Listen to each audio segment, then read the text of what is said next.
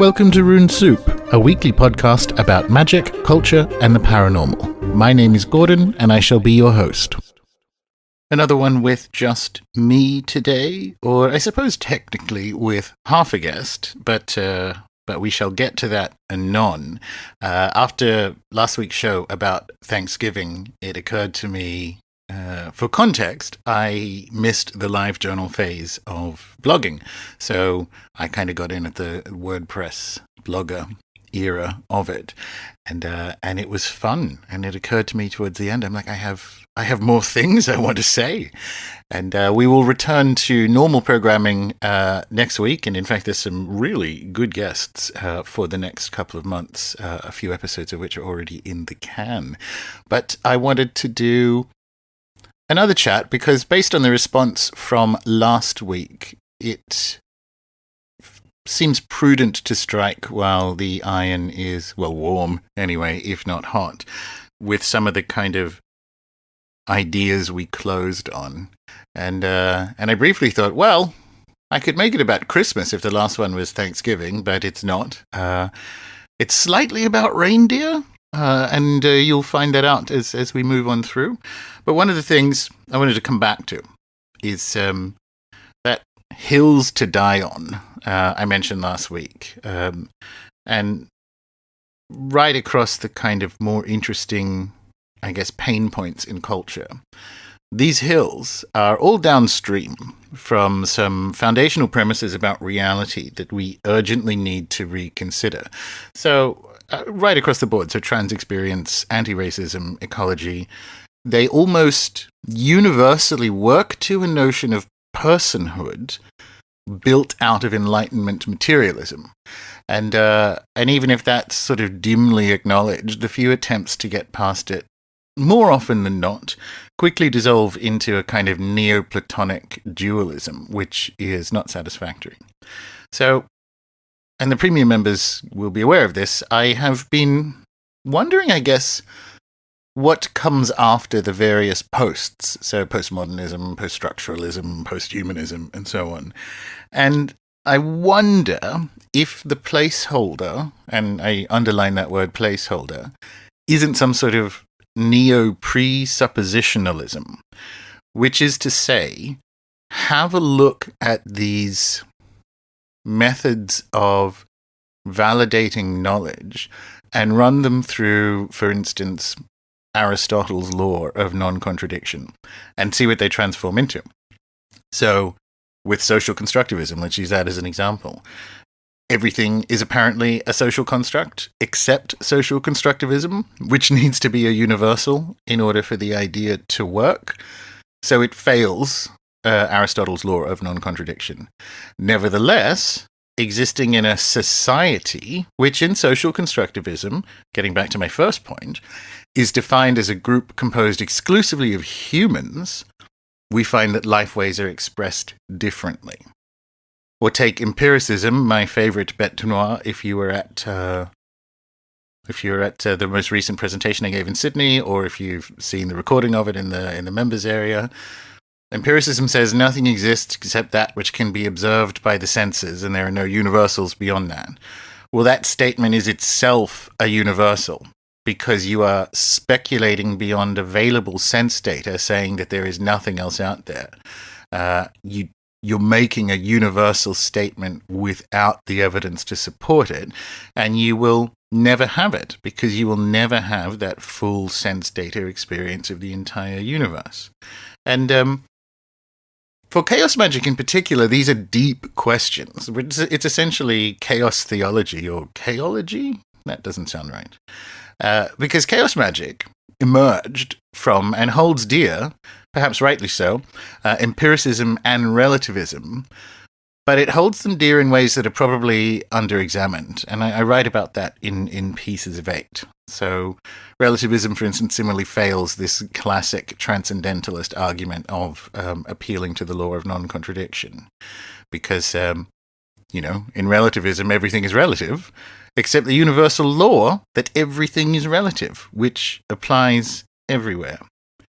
And this may not sound like it, but it's probably urgent work. because the dialectic that has emerged around the shortcomings of contemporary epistemology is coming to be defined by an unlovely binary.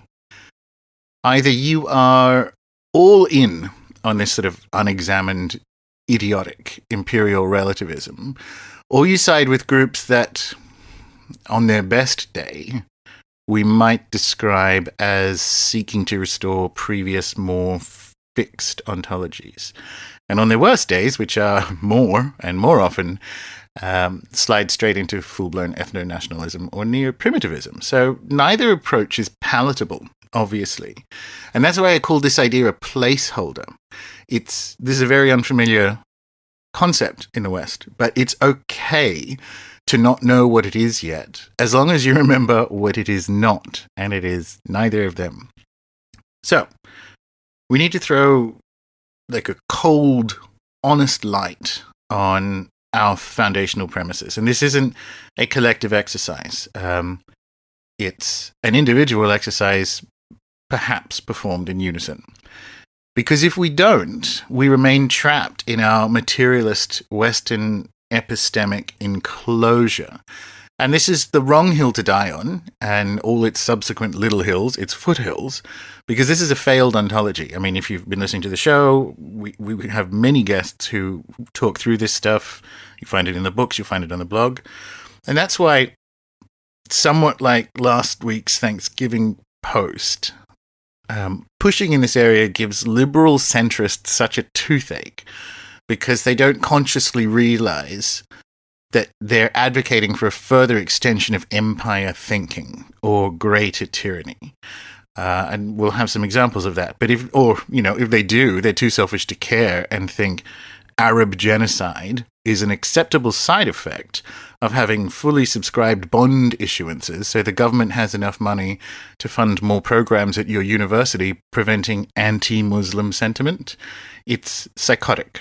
And that, because there really is that one-to-one correlation.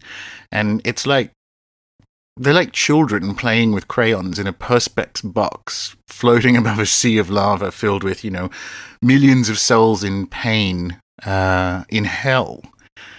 And the example of this, let's give one. So every time we say gender is a social construct, for instance, the argument spins off into no, it isn't, yes, it is, no, it isn't, yes, it is, no, it isn't. But the part of that sentence we need to examine first isn't gender, it's social construct. Is constructivism a universal? And what do you mean by society? Is it a collection of exclusively human persons together in a group? But if we brush past that to get to no, it is, no, it isn't, yes, it is, no, it isn't, you've missed the hijack. You're already lost at that point. And that's exactly what happens to, say, trans activism in almost every instance of debate or argument. It gets stuck downstream from a whole bunch of foundational assumptions that we should never have ceded to materialism, and instead it picks a hill that's really difficult to defend. This is sort of what Connor and I were, joking about calling the event in Los Angeles about. So trans activism, when it's picked this hill, what it's doing is it's chasing the turfs down the drain of materialism, and it ends up arguing about molecules or the presence of sex hormones in monkey populations, and we just need to stop it. Don't chase these fools down the drain. It's not a race to see who can sound the most sciencey. It's we need to get out behind them and choke the supply lines with philosophy till they starve, because yes, we haven't examined our foundational premises or presuppositions. Neither have they, and theirs are crap. So, and they're really quite crap and small. These people don't realize they actually live in a teacup. Relativism or empiricism and so on are all very useful as long as you know you're using them, and as long as you can see the edges of the teacup. And this exact failure to examine those foundational notions is occurring in conservationism, where actually it's probably a bit further ahead, which is surprising for an otherwise, moribund high imperial hobby. The new guard, the really interesting stuff that's coming out, is outflanking the old guard and attacking that romantic notion that the human world is separate from this invented notion of pristine nature, as a wilderness resplendent in its, frankly, creepily racial notion of purity. So, never mind that most societies on Earth don't even have words for nature or culture. The old guard is still hell-bent on a view of nature that's fixed or stopped, and they're trying to get back to it, sort of preserving the planet in aspic, or turning the whole thing into a giant zoo, which needs to be protected from human culture, which is separate from it. Now, here's the conclusion you need to draw when you see the same pain points emerge on seemingly very different ontological fields of battle. And the conclusion is that we move upstream, that we have to get out behind this naive empiricism and materialism. And make no mistake, this is the empire. That's why we find empire everywhere. We don't win by dying on hills of strategic irrelevance. We win at that fundamental breakpoint which they've left completely unguarded, which they've mistaken this for reality. And this is the lesson of The Lord of the Rings, by the way. Tolkien wrote that Sauron couldn't possibly conceive that someone would seek to destroy the ring. So Mount Doom was left unguarded because his belief system would only allow for people to use the ring against him, to seek power and dominance as he did. That was his teacup, right? He thought the quest for dominance and control was the same thing as reality. Now, premium members have been sort of thrashing this out all year and continue to thrash out because we haven't worked this out yet, and in many respects that's fine. And it's a notion, again, speaking of pieces of 8, first brought up there, which is bringing animism back to the big table, or we call it big table animism, or BTA in the group. And I know people not along with this. I know they sort of like, I talk to my tomatoes, therefore animism. Well, maybe. But if your foundational premises are left unexamined, that's not animism, that's naive anthropomorphization, right? So for it to be a thing, BTA will hopefully be a fully coherent method of truth validation. So, which is to say, an epistemology. I just worry I've used that word too many times. It's only a belief system. Big table animism is only a belief system in the white, hot, cruel, cutting sense of chaos magic. It's not the same as, although this probably does describe my resting belief system, animism in general, but big table animism it's a method of truth validation, right? Or something like that. And so we sort of keep one foot on the stepping stone of empirical relativism, but that's fine, again, because we're aware that we're fully doing it, and sort of test the next stepping stone for stability, so as not to fall in the river. And that test is sort of asking the question, does big table animism model human and more than human reality better? Question mark, question mark, question mark, exclamation mark, question mark. And it probably does. And so we're going to have, for the majority of the rest of this episode, a recording from Dr. Tim Ingold that I've cleaned up. Because over the last year, we've examined some really good thinkers who are kind of heading in this direction. And they, provide some really good work, and Ingold's one of them. You also have the two Eduardos, which is Cohen and Viveros de Castro, Donna Haraway to some extent, and a few others like that. And they're doing really good work, but it's insufficiently haunted for a magical audience. And that's been the pieces that we've been thrashing out. And that, again, is another battleground that we're seeing playing out everywhere, because the foundational premises, they've always been wrong, but they're breaking up now. So we had Dr. Dean Radin on the show talking about the limitations of a word like parapsychology and how it's essentially magic. And, listeners to the show will be like, yes, go Dr. Dean, because you are correct. And I'm really looking forward to the cat he sets among the pigeons of parapsychology, because para, beside, super, above, for supernatural, and so on, is still in this kind of Cartesian dualism.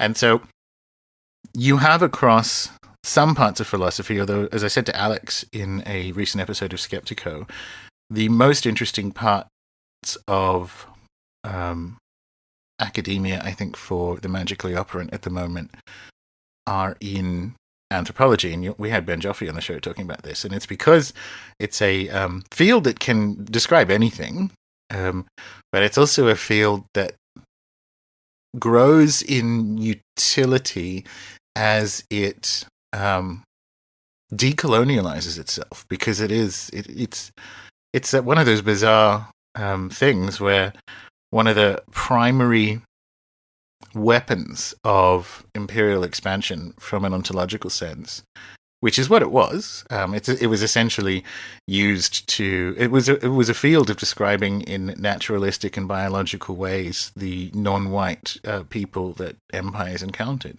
So it comes from a very gross place, and the awareness of that kind of hyper awareness is, I think, as a result, why it's a little bit further ahead than a lot of the other, I guess, disciplines that you might think about. And there's an argument, and I like it in a way, when it comes to different academic departments, that if you do any of them right, you end up in theology, which is to say, if you're in biology or physics or so on, there's a sort of endpoint where you are thinking about reality and the divine and so on.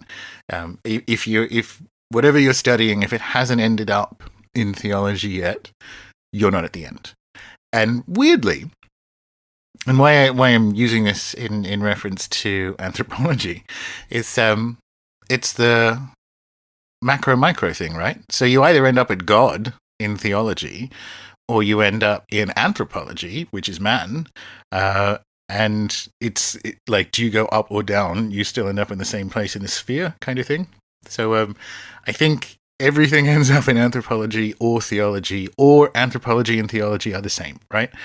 And that's more or less a little aside, but coming back to the Ingold lecture that I've cleaned up and we're going to include in this episode. These guys will probably never get sufficiently haunted for the likes of us because of academia's epistemic boundaries about it. So Ingold, once or twice, I think he wrote it, and I think I've seen it in one of his videos, says that he would like to be able to footnote a cloud he saw or a walk he took, because these are entirely valid encounters or experiences towards an idea or even a full ontology or so on. But they don't fit in a text-based system that emerged from theological examinations of text. And every university in the world emerged from these cathedral schools. So the way we create this kind of truth is a side effect. Here we go with theology again. Is a side effect of religious tuition, and more specifically, religious tuition that has a emphasis on written texts. So it's another place where we're at that pain point. And so it's fine that these will never be insufficiently haunted discourses or presentations or whatever you want. That's fine. That's what we're here for, right? And this is kind of how, when we've been working through it this year with the premium members, whenever we get to something like, and you'll hear it in this presentation that we're coming up to, when Ingold's talking about society and personhood, what you need to do is say at some point, yes, but add spirits, or yes, but add magic. So when he talks about extending the notion of society, say, like, to beyond human persons, to reindeer in this case, say, yes, but also spirits. And then towards the end, when he gives you, and this is why we're I've built this episode around it, why he gives you the clearest descriptions of his line model, say yes, but also spirits. And so one of the reasons this journey has given premium members, bless them, so many ice cream headaches this year is our modern materialist monoculture expects instant answers. So we have almost no experience with open models, or ones that are incomplete or broken by design. And that is, if you have read Starships, when we talk about Dr. Witzel's work with what came before the Laurasian belief system, or the Laurasian belief system emerged out of the Gondwana kind of forest of stories, is what he calls it. So they don't cohere. The Laurasian story is defined as a creation of the universe ending in an apocalypse, and we get that as a turning of the forest of stories into a novel, and it's that novel that we find expressed in most places around the world, which is why there are such similarities between at a macro level between religions around the world.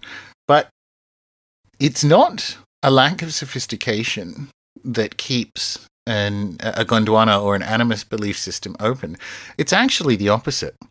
It has humility baked into them, which is to say, we might know some things, but not very many, as opposed to what we have, like Immanuel Kant's glyphosate approach of saying we can't know anything for sure, and it's just kind of one of those under-examined or unacknowledged universals that wrecks more than it reveals. So it's very unnatural for us. And I know this is the direction we go. I don't know what comes next. And it certainly requires a wider discussion than I am solely capable of. So have a listen to the cleaned up presentation that's about to start. Think with some of these ideas, and if you want to deep dive among the equally perplexed, you can become a premium member and come and join us as we scratch our heads. And if you are listening somewhere other than on a desktop PC or iPad or whatever, Dr. Ingold's presentation is audio only, which is obviously why I'm including it. Right up until the last 10 minutes or so, where he then does start writing on the chalkboard. It's actually pretty easy to follow without the video, so if you're on a smartphone, just listen to the end anyway. But you will find those last sort of 10 minutes where he's drawing on the board in the show notes section for the post page on runesoup.com. So have a listen. Just listen the whole way through. Just go with it. And he really pulls it all together there towards the end. And I think it's useful to have this thinking with happening in a magically operant world, which is ours, because although, confidentially, these guys all know this stuff is kind of real, they can't talk about it. So have a listen, have a think with, and don't forget to say, yes, but add spirits. And that's the piece that it looks like wherever we end up getting to. So over to Tim. Thank you very much, and thank you for coming. I'll just take a sip of water. And long ago, when I did my first fieldwork for my PhD in the early 1970s, I went up to the far northeast of Finland, where I was doing fieldwork with a particular group of Sami people known as the Skolts. And after a while, I found myself very much absorbed in the business of reindeer herding. It didn't take very long before, like everybody else, I got reindeer on the brain and could talk about nothing else. I found that whenever you spoke to people up there, they'd be talking about the comings and goings of reindeer. And after a while, I was doing the same, so that my field notes are actually full of stuff about reindeer, rather more about reindeer in them than there is about people. And this has been something that has subsequently been a concern. People say to me, "You're supposed to be an anthropologist, aren't you? And they study people. How is it that you go on and on about reindeer?" To which my answer is, well, the people I was working with go on and on about reindeer. But it still leaves us as a puzzle. whether in anthropology we're supposed to be making studies of people, or whether actually in anthropology we're supposed to be making studies with people about the sorts of things that those people are concerned with, such as other animals. But I also found that the more I was working with reindeer and talking with people who were doing the same, the more I began to think about these reindeer as animals that had quite complicated intentions, memories, who were very aware of the presence of humans and what that meant in terms of their own lives, and which also lived a kind of social life themselves. It was quite evident that they had quite complicated hierarchies, which were based on things like antler size and competition for pastures.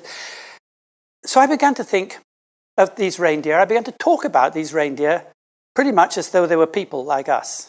They were reindeer and they had their society, and there were people and they had their society, and maybe there was a sort of society that consisted of both people and reindeer. And so the question that I wanted to start off with now is, can reindeer, you could ask the same question of any other animal, but I just happen to be talking about reindeer.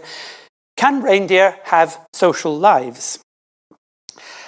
And when you think about that, you find that biologists, on the one hand, or people who study animal behavior, and social theorists, on the other hand, give rather different answers to this question. They might both agree that, yes, in a sense, reindeer do have social lives, and yet what they mean by that turns out to be something rather different. Biologists would say, yes, reindeer are social animals. They live in herds, they have complicated hierarchies, they compete for females, they do this and that. They communicate with one another, they have memories. So they have social lives, but they only have social lives with one another. So far as biologists are concerned, social means interactions with fellow members of your species. So reindeer social life can only be with other reindeer. Perhaps with the exceptional case of reindeer that have been very heavily domesticated and incorporated into human families, but forget that for the moment. Social theorists tend to say, on the other hand, that reindeer fall into a general class of things that they've come to call non-humans. And they say it is as non-humans that reindeer can associate with humans, and that means that they can have a social life. So when social theorists say, oh yes, reindeer can have a social life, it means because they associate in some way with humans in this capacity as non-humans. And this, as I'll show in a moment, carries certain implications. I want to argue that it makes us no more sense to describe the reindeer as a non-human than it makes sense to describe the human as a non-reindeer. My argument is rather that both humans and reindeer are, if you will, particular kinds of goings-on in the world.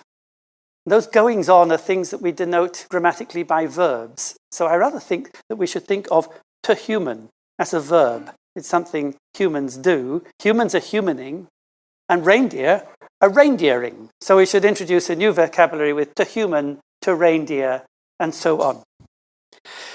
And that means, as I shall also show and explain later on, that lives are lived not in interaction, but in correspondence. I shall explain this distinction between interaction and correspondence later on, something I shall come back to at the end.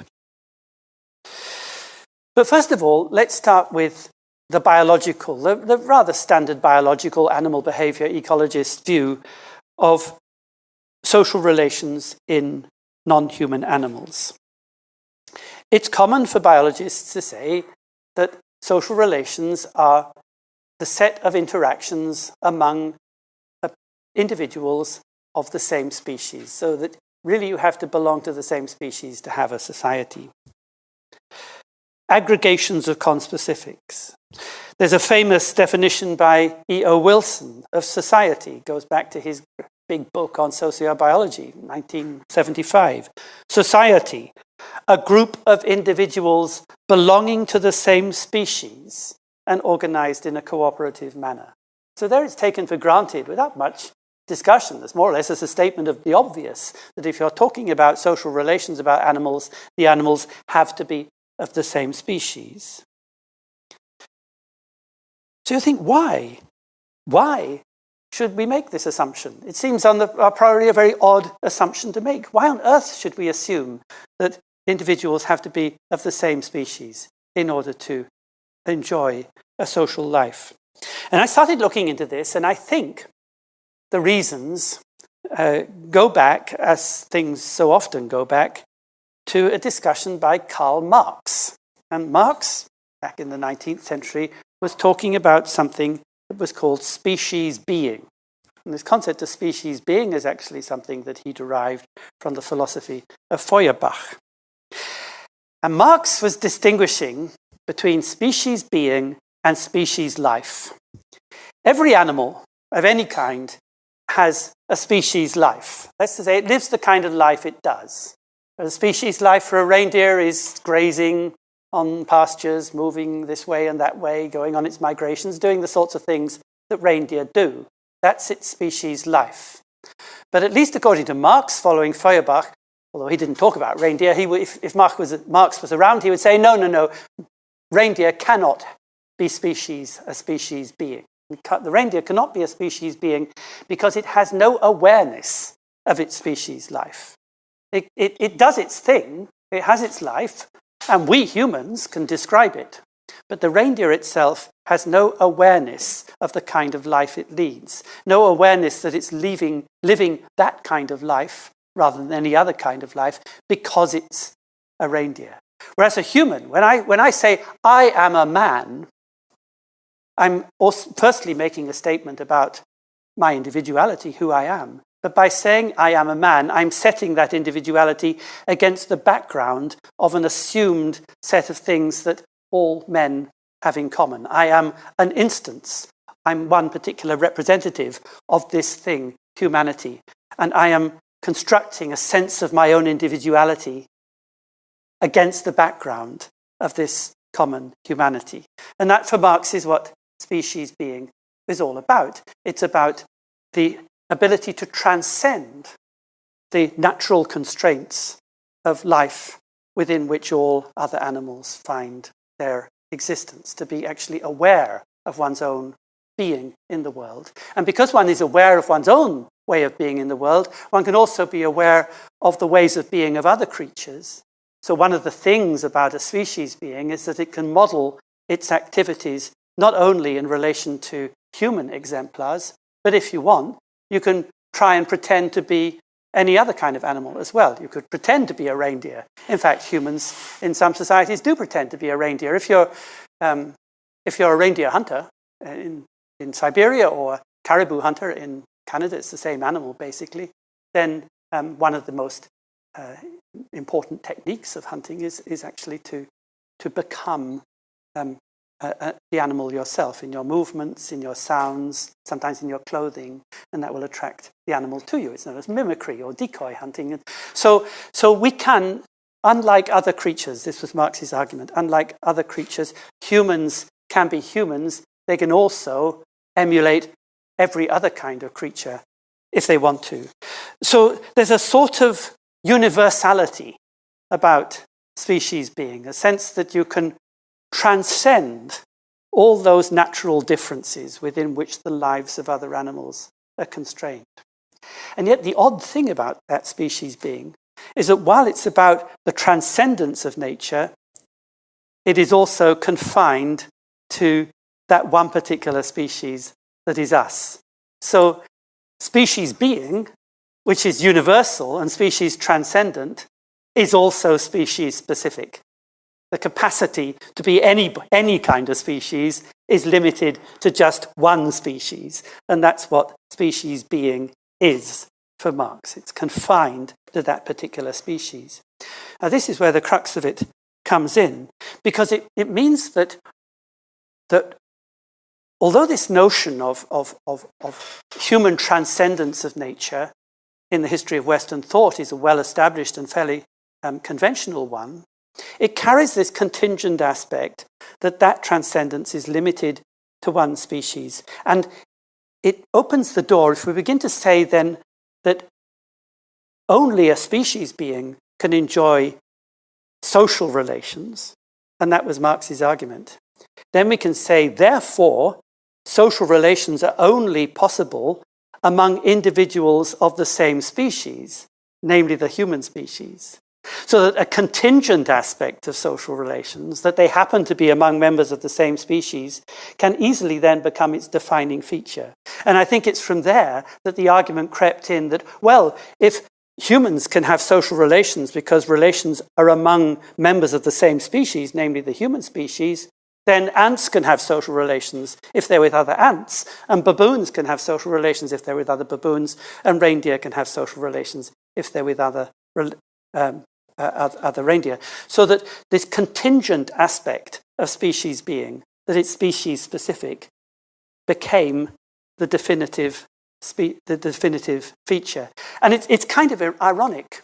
This is the irony that I want to draw attention to, that although sociobiologists have gone to great lengths to dismantle the idea of human uniqueness and look for societies and social relations among insects or birds or whatever, their notion that social relations are limited to species actually has its origin in the idea of species specificity, which in turn rests on an idea that humans are quite exceptional in the animal kingdom. In other words, that the notion of human exceptionalism, which is deeply embedded in the history of Western thought, is right at the core of the argument that social relations can only be among members of the same species, which sociobiologists have then taken on board in order to show that societies are not unique to humans at all.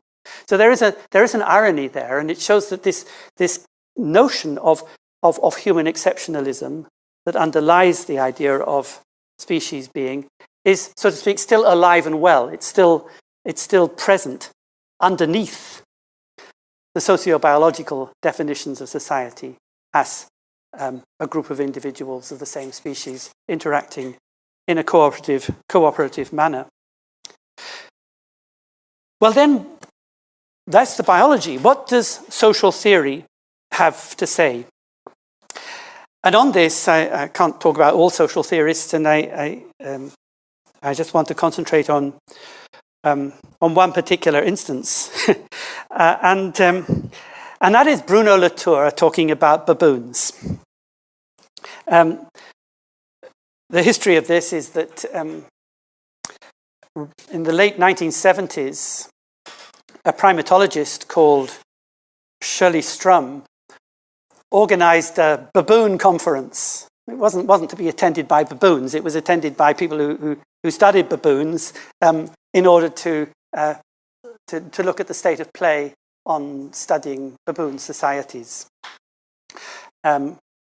It was attended by a lot of old men who in the trade are known as silverbacks, who believed that baboon society was based on very rigid relations of dominance and subordination, which were established through male fighting and aggression, the use of the canine teeth, competition for females, and so on. And Shirley Strum argued that on the basis of her observations, actually baboon society was much more fluid than that baboons spend all their time, both males and females, involved in very delicate negotiations about who's on top and who's underneath, who's got what woman at what time. In fact, her conclusions were very close to those that had been arrived at by another animal psychologist called Nick Humphrey. A couple of years earlier had published an article trying to explain why it was that primates were so intelligent. And his argument was that primates need big brains that are metabolically expensive to maintain, so they've got to have big brains for a reason. They needed big brains not in order to get their food from the environment, because that was really easy, but to do all this complicated negotiation with their fellows. And there's a wonderful bit in this article by Nick Humphrey where he talks about the primate group as a collegiate community.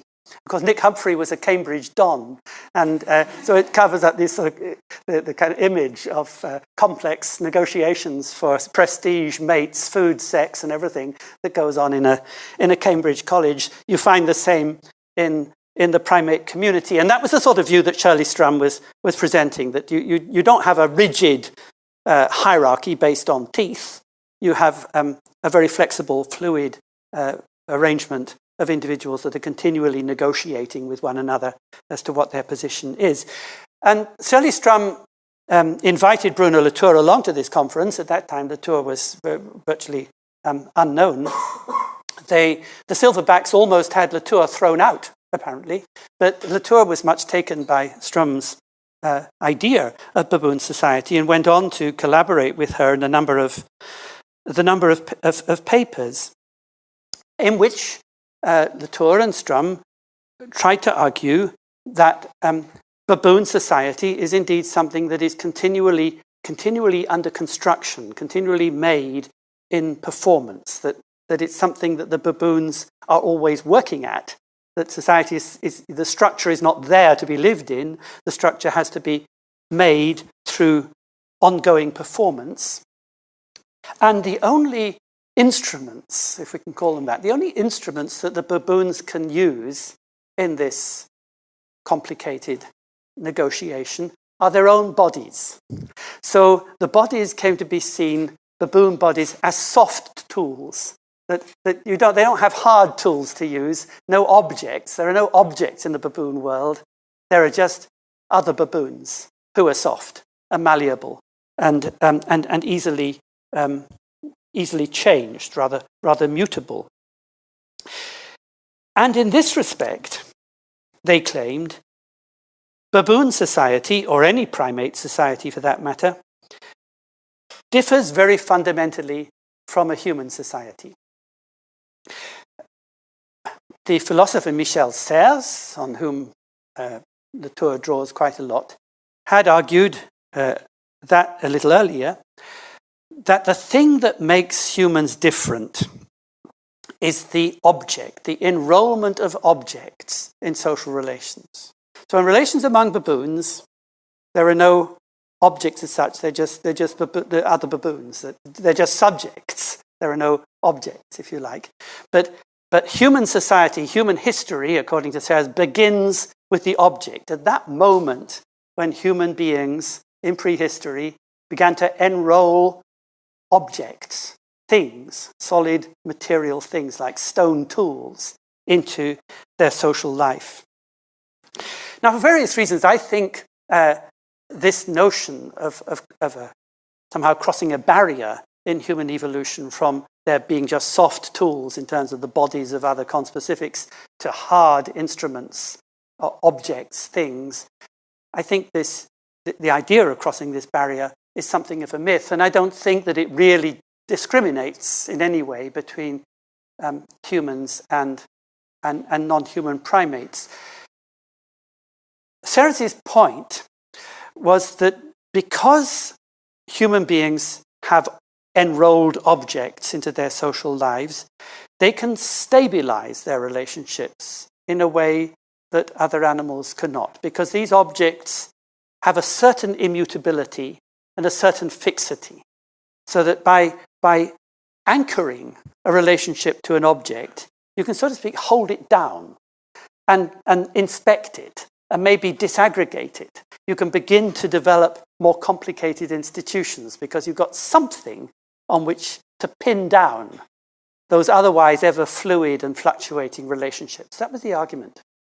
But if you actually look at the animal kingdom, you find that, well, for one thing, lots of animals do this too. So if you think about places, for example, many birds return year in, year out to the same places, to the same cliffs, with the same mates to reproduce. Then they go off again, they come back to the same cliffs.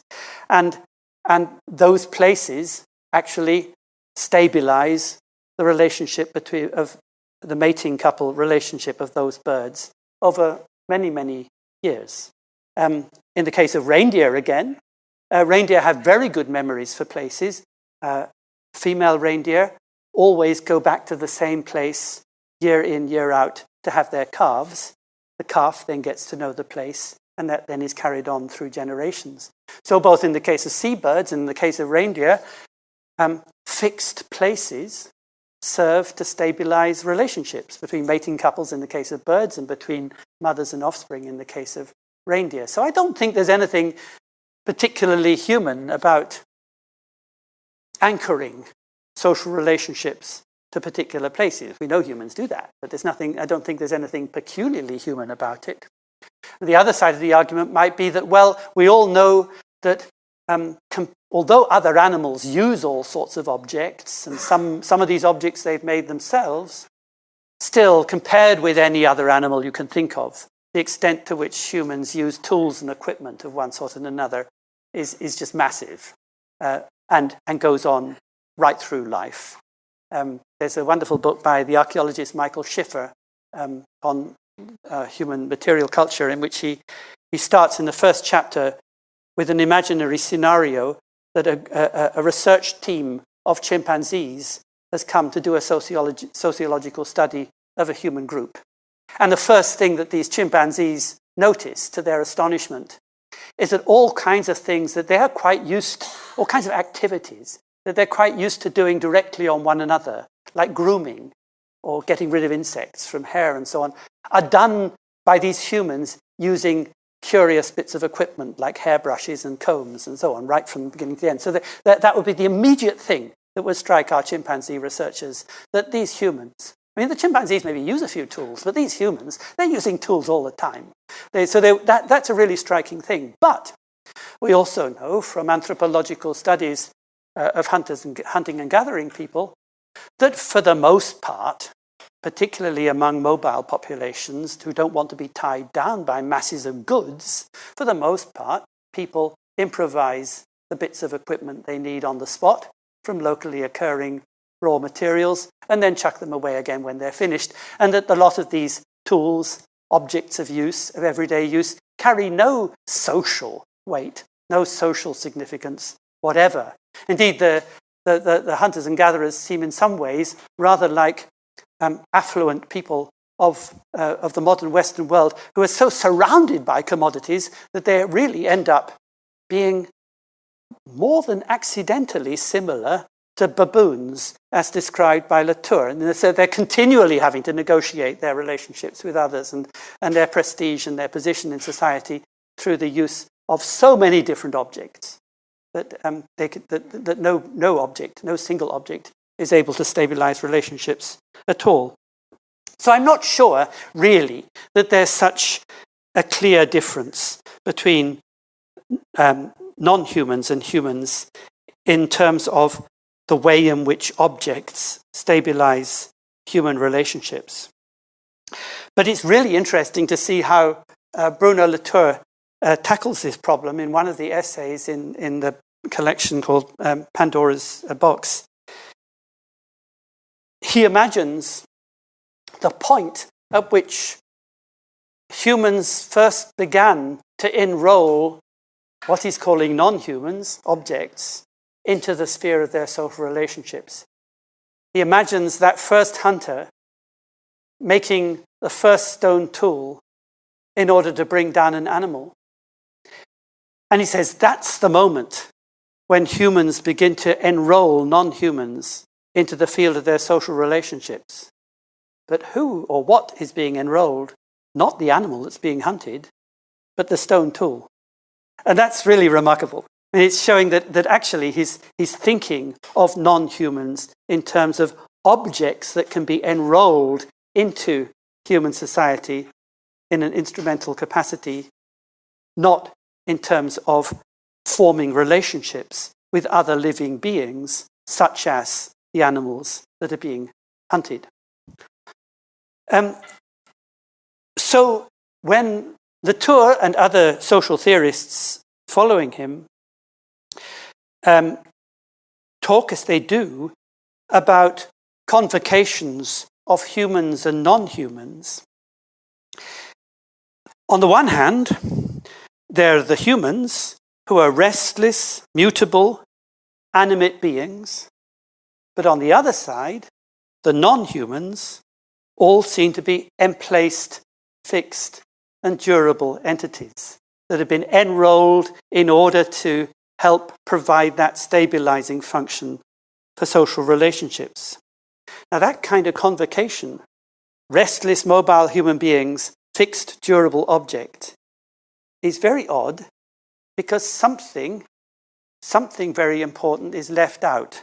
And what is left out are all those restless, mutable, animate beings that don't happen to be human. They have all somehow got lost.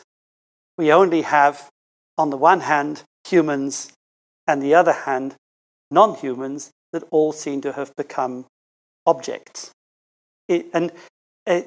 Although they might be animate, somehow the inanimate object has become the paradigm case of the non-human. So if you go back to the reindeer,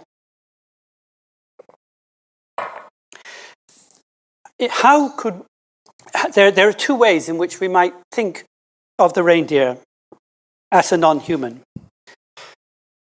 We might say that the reindeer is a sort of an object of material culture, material object that has semiotic significance that can be used by humans to stabilize their relationships. And indeed, reindeer are used in that capacity. Every reindeer carries on its ears a mark, which is cut, and the mark is an index of who owns it. And more than that, because marks, the particular combination of marks actually tells a story about a person's genealogical relationships. Marks pass down family lines, and so if you go from father to son, the father's mark might just have one notch, and the son's mark has an extra notch added. So that you can, if you really know about these things, you can read off from the earmark pattern on a reindeer not only who owns this animal, but something about that owner's genealogical position in the society as a whole. Reindeer, of course, apart from the rather mildly painful business of having the mark cut in your ear, reindeer can't see the mark at all and know absolutely nothing about it. It's of no significance for them because they can't even see it. They have the same problem with their ears that I'm having with this equipment here. I can't actually see it because it's too close, and I can't see my ears. And reindeer don't go around a place looking at mirrors and admiring themselves in mirrors. So the earmark is of no significance to the reindeer, but it's of great significance for the people. So that as a marked object, as a piece of property, the reindeer can indeed be treated as a material semiotic resource within the network of human relationships. It can be enrolled in that capacity. But another way of thinking of the reindeer would be to say, well, it's rather like a baboon. Actually, although reindeer and baboons live in completely different parts of the world, in completely different ecological situations, they do have some things in common, that just as baboon society is very fluid and there's lots of complicated negotiations going on about access to food and women and so on, it's just the same with reindeer as well. Very complicated negotiations, very fluid kind of social life. So it's the same sort of thing. But then you could regard the reindeer not as an object that is being enrolled in human society, but as a being in its own right that's living its social life with other reindeer. But in that capacity, according to this theory, the reindeer is only allowed to have social relations with other reindeer. It's not allowed to have relationships with humans, for example, as a negotiating, living, animate, mobile being. It can only relate to humans as a bearer of an earmark. So we have this curious situation in which you take a non-human animal, and in terms of social theory, it can be understood in either one or the other of two ways. It can be understood as an object that can be enrolled within the sphere of human relations in order to stabilize them, or it can be viewed as a strategic, animate, mobile being, but it can only relate to others of its kind. Because these social theorists are quite happy to take on board the biologist's notion of a society so long as they're dealing with non-humans. So as long as you're talking about baboons, or so as long as you're talking about reindeer, they're quite happy with the idea that, of course, social relations are only with conspecifics. It's only when you move to humans that they say, no, now we have to expand the scope of social relations to include all these other non-humans as well. And that's why I find this whole position so paradoxical or even hypocritical in a way, because Latour and others claim to be fighting the founding myths of modernism.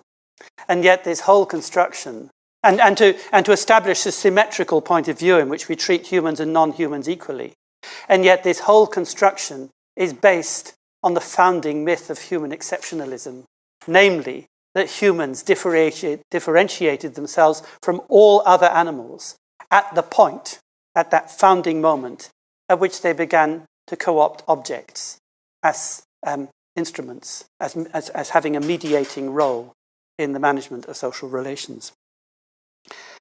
So there are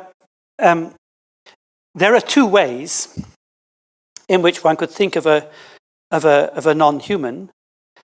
One could think of it as an object of what theorists sometimes call material culture, meaning things that can be co-opted as extrasomatic mediators for human endeavors.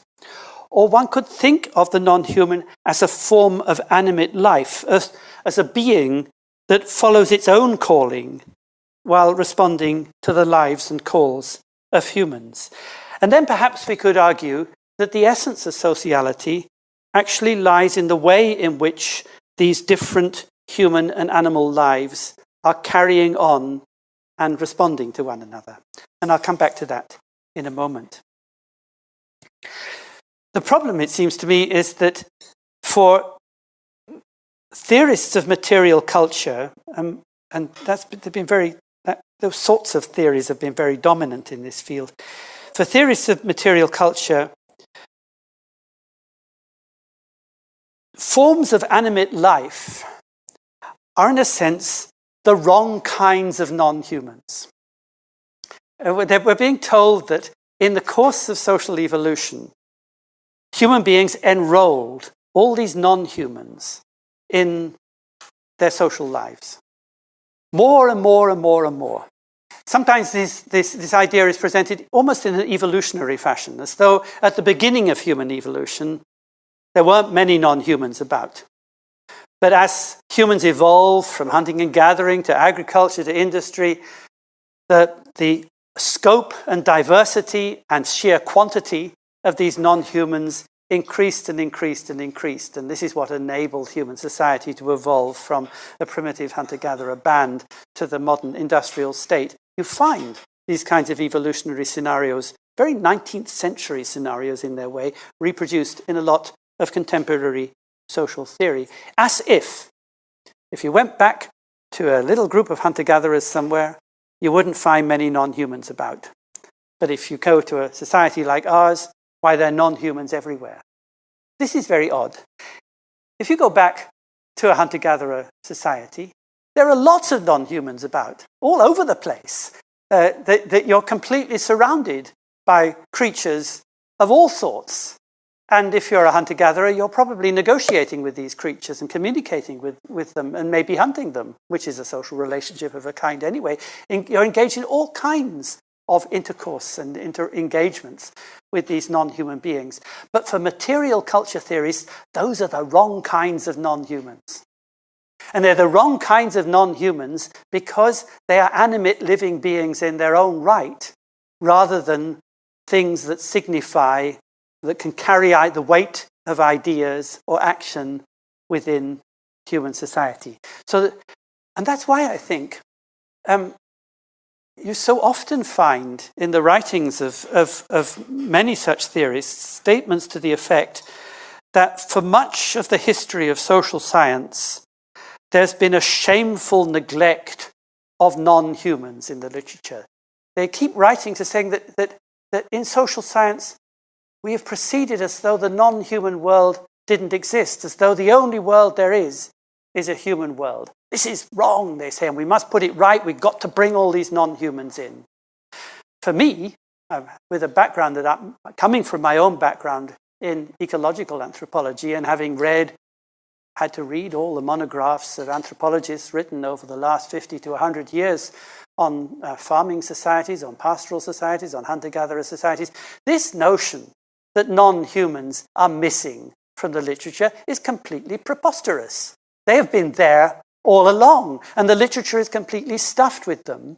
But it's not the literature of material culture studies. It's actually a literature of ecological anthropology. And one of the odd things that has happened in recent years is that ecological anthropology and material culture studies have really got very dissociated from one another. They're speaking different languages. One is talking about the enrollment of objects, the other is talking about relations between humans and their non-human environments. And I think this is one of the reasons for this particular kind of split, that in terms of material culture studies, the non-human is characteristically an inanimate object, and this notion can then be extended to animate beings, but only by treating them as if they were inanimate, as if they were mere bearers of earmarks and symbolic resources, not as living beings in their own right.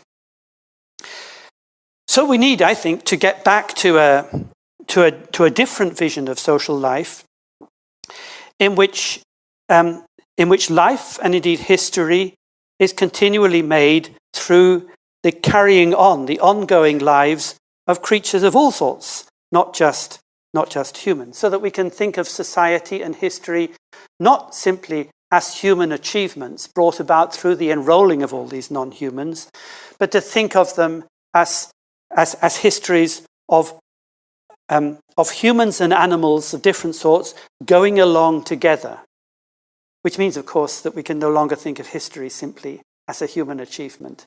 It's an achievement of all these things going along side by side. And this particular view, I think, has been articulated very beautifully in a series of papers by French philosopher Dominique Lestel and his collaborators in the wonderfully named Laboratory of Eco-Anthropology and Ethnobiology in Paris. And the fundamental point that Lestel makes, this is really of critical importance, I think, is that all societies are hybrid in their species composition. So his basic idea is that any community we might look at is a hybrid community. There can be no possibility of a society that consists only of members of one species, because whatever kind of creature you are, you're having to deal with animals of other kinds. You have to eat, you have to negotiate, you have to find your way around, you have to defend yourself, you have to communicate, you have to say what your position is in relationship to all the other beings that you encounter in the environment that you're in, whether you're a human being or a reindeer or a baboon or whatever. Therefore, all societies are hybrid, and therefore it makes no sense to put the name of a creature in front of the word society. It makes no sense to talk about baboon society, or reindeer society, or human society, or chimpanzee society. That a society is always going to be made up of reindeer, baboons, chimpanzees. Whoever happens to be around in the environment is going to be part of that society, if we think of society as ongoing lives. And one of the nicest images comes from the geographer Doreen Massey. She's actually talking about the meaning of space and arguing that we shouldn't think of space simply as a plane, a continuum on which lives are led, but rather for her, space is what she calls the simultaneity of stories so far. So we imagine that every animal, every being is its own story, and those stories are going along together, carrying on, responding to one another, rather like lines of musical counterpoint in music or polyphony. The lines are running along together, and at a particular moment we might say, okay, at this moment all these stories are at this particular point, and we call that's what Massey calls space, the simultaneity of stories so far. So society, social life, is something that's carrying on along all these lines at once, the lines responding to one another, becoming each creature becoming what it is in a continual, ongoing relation to all the others. But that makes the Lestelian hybrid community a quite different kind of thing from the collective or convocation of Latour. Latour's collectives includes people and then all the objects that are enrolled by those people in their human life. But the Lestelian hybrid community includes all those restless, mutable, roving, mobile beings with whose lives our own lives are necessarily entangled. It includes all those wrong kinds of non-humans, those non-humans who aren't just objects, but are living, ongoing, living creatures. And this is to allow the animals back in to our understanding of social life. It is to allow the animals back in as beings in their own right, with biographies and political lives of their own, and not just as material semiotic resources for human projects. So what I've shown so far is that I think a certain view of human exceptionalism underpins both the biological and the social theoretical account of what social life is and what kind of social lives are possible. And that we need to get rid of that notion that somehow humans are completely different from any other kind of being in the world, in order to arrive at a concept of social life where we allow all these different creatures to be themselves, so that a reindeer is a reindeer and not a non-human, and a human is a human, not a non-reindeer, where each being is what it is and does what it does, but doing what you do is something that carries on in time. And that means thinking of creatures not as objects. And this is where I want to get back to the distinction I introduced right at the beginning between interaction and correspondence. Mostly, when we talk about relations between humans and non-humans, when we talk about actor networks and networks of relationships, we envisage something like this. We envisage each participant as a sort of little circle or a dot. And then we join them up and say, here's a network. And we might put some arrows on here and there, like this. They're always pointing both directions to show that everything in the network is both acting on everything else, and everything else is acting on everything back to this way, that way. So each of these things, each of these double-headed arrows is an interaction. But that's to treat these participants as things that are wrapped up in themselves. But living beings are not wrapped up in themselves. They're continually becoming. They're continually undergoing a process of life in which they are, so to speak, making themselves in the world through the engagements they have with other creatures. So what I want to do is to take each of these and turn them from being wrapped up in itself into a line. So there's one of them. Let's say that's A. Now here's another one. Let's say that's B.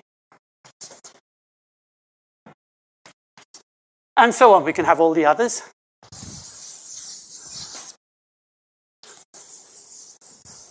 And so on. All of them are going on. In this case, the arrow is just going in one direction. It's not a back and forth. So interaction is a back and forth between points. This is what I'm calling correspondence. And I want to argue that it's in the correspondence of ongoing lives that we find the essence of the social. And the image I have in mind here is of musical polyphony.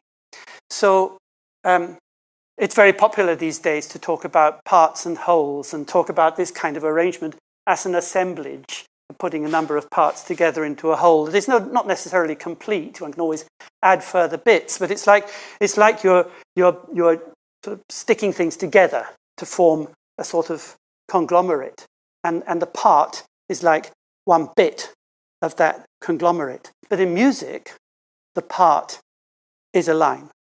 It's a particular, if it's choral music, it's the line that the tenor or the alto or the soprano is singing, and as it is singing, it's continually responding in counterpoint to the other lines. So that as every animal life is carrying on, it's also responding all the time to the lives that are carrying on with it. So that we can begin to think of parts more like lines of musical polyphony than as objects of an assemblage.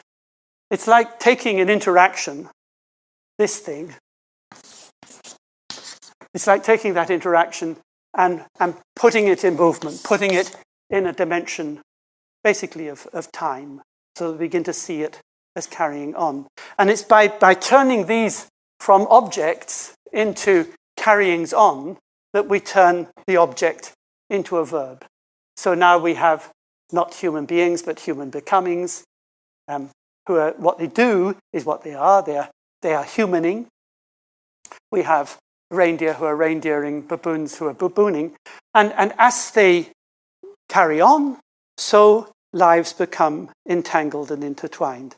So it's not unreasonable for a Sami person to say, I've got reindeer on the brain.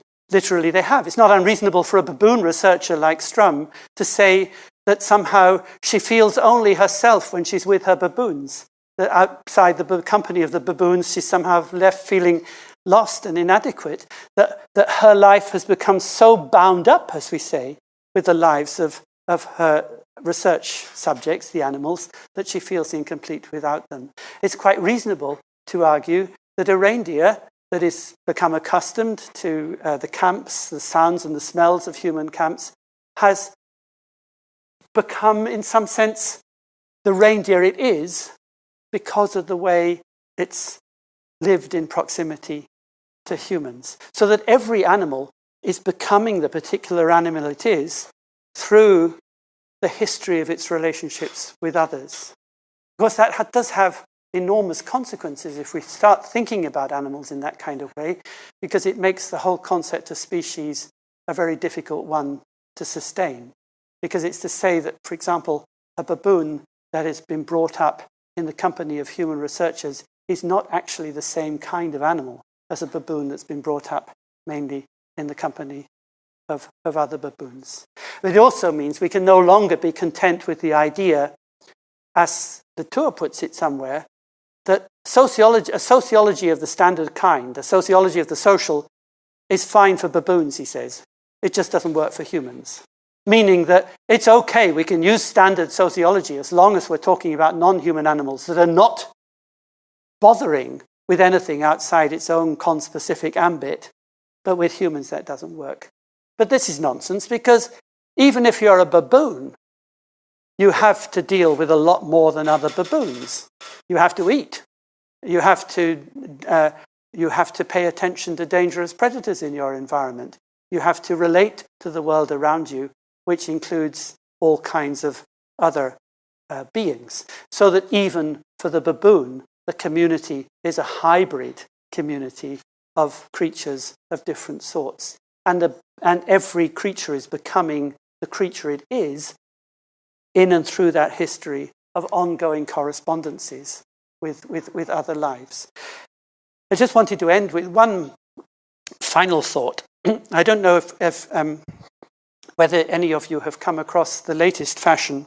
The philosophical fashions come and go, but one of the latest fashions is a thing called object-oriented ontology, known for short as OOO.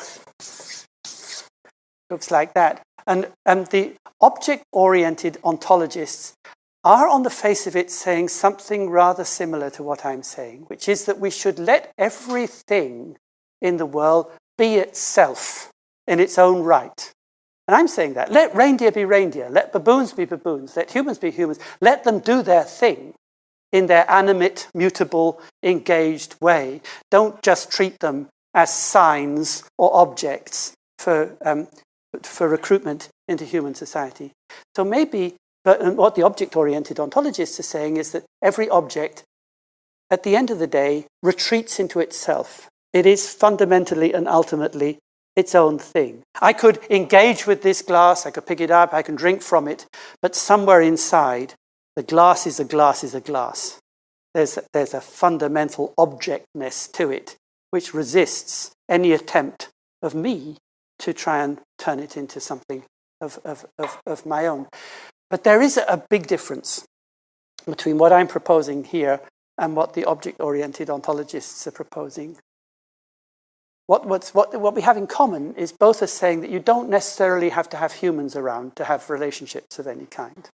So that, and they present it as a big discovery. Wow, things, rocks and plants and animals can relate to one another without there being any humans there. So this is a great philosophical discovery. Although, of course, ecologists have been studying these things for decades. But I agree, too. Of course, you can have correspondences going on. No one of these lines needs to be a human line. You don't have to have humans there at all. That we have in common. The difference is that these lines are alive. They're moving. They're growing. The object-oriented ontologists are everything is inside itself. So the kind of world that the object people want, the world of objects, is one in which everything is fossilized. Everything is, in the end, contracted into itself. So it's a world in which fundamentally nothing moves, in which there is no time. And mine is a world, I think, in which everything moves. So it's against the objects of object-oriented ontology. I've got what I want to call a WWO, a world without objects. In a world of lines, there are no objects at all. Everything is moving, flowing, responding to one another. And that's because we have to think of things in the first place, not as blobs, like this, but as lines. And there I'll stop. Thank you.